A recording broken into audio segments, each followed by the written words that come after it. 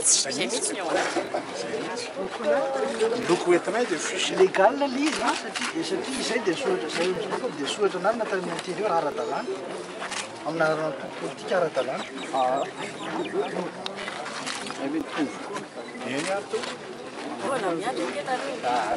ka zay vony andro e zay vonanao fifaninanana masina eto amin'ity tanàna Antananarivo renivohitra ny firenentsika ity tsy olana aminay mihitsy zany na kely ary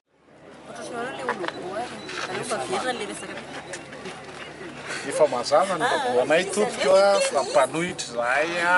ary mijoro mampanohitra anay a dia ny kandida atolotray a dia mitondra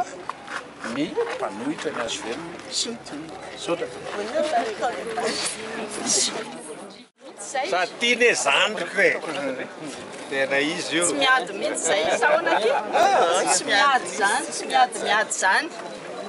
sady efa misy grand pardon zao kongara valomanana raha natonga na exil zao afaka malalaka tsy efa grand pardon ve zany